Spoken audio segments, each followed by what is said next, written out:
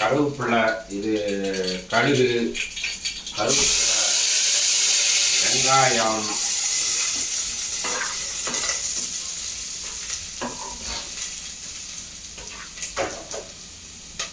உருளைக்கிழங்கு பொரியல்,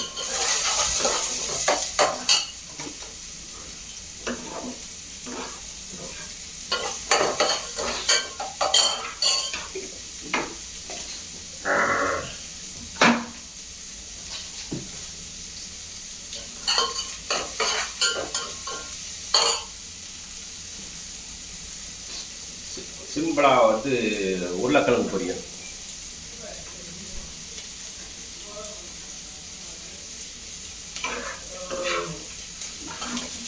தேவையான அளவு உப்பு,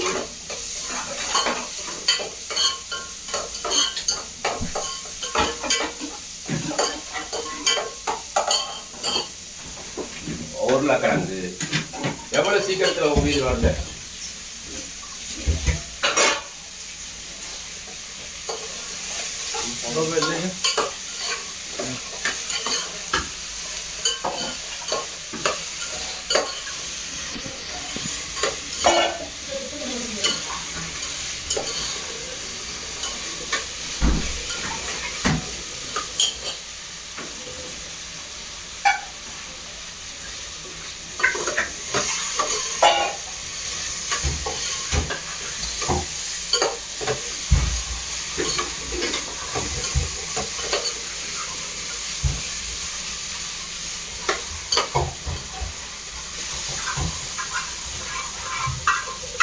உப்பு பார்ப்போம்.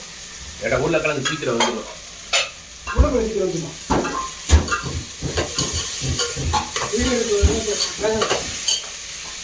அதுக்குள்ள மசால் போடுவோம்.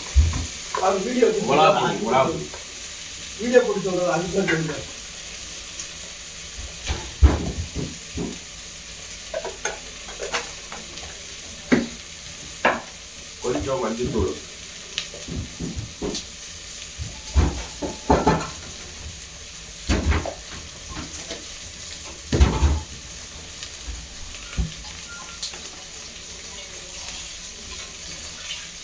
கொஞ்சம் சீரகத்தூள் வாசத்துக்கு,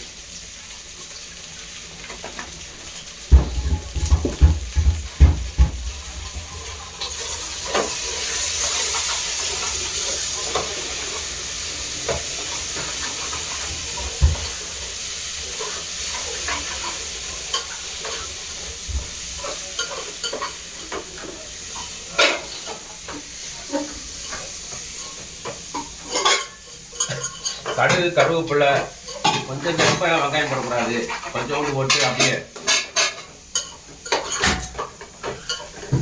உருளைக்கிழங்கு வந்து சீக்கிரம் வந்து நம்ம புதுசாக வெட்டிருக்கனால இதை நாங்களாம் தோலோட தான் போட்டிருக்கோம். தோல்லாம் சீவலை ஏட்டா அந்த தோலில் எதையும் வீணாக படைக்கப்படல. அதுலேயும் ஒரு சக்தி இருக்குது. நம்ம சின்ன பிள்ளைங்க எப்படி சாப்பிட்டோமோ அதே மாதிரி சாப்பிட்டுருக்கோம். அதை மாற்றுறதுலாம் கிடையாது. நம்ம சின்ன பிள்ளை தோல்லாம் உரிச்சுலாம் போட மாட்டாங்க எங்கள் அப்பா அம்மா. அதனால் அதே பழக்கத்தில் நானும் எதையும் தோலெல்லாம் உரிக்க கிடையாது. பயிராத்தையும் சாப்பிடுவோம், பருப்பாத்தையும் சாப்பிடுவோம். தோல் நீக்கி சாப்பிட்றது, அதை நீக்கி சாப்பிட்றதெல்லாம் இல்லை. இல்லை, அதுலேயும் ஒரு நல்ல குணம் இருக்கும் அந்த தோலில் கூட. பாருங்க पक्का नजदीक रखो, नजदीक। हाँ सब दिखाई दे रहा है, सब भगवना में दिखाई दे रहा है अंदर तक ले। உருளைக்கிழங்குலாம் ஒரே கொதியில் வெந்து போகுங்க. அது தண்ணி ஊற்றி அதை ஊற்றி இதை ஊற்றி நொசம் ஆயிடும். இதில் ஒன்றும் இல்லை, இந்த மிளகா காரம்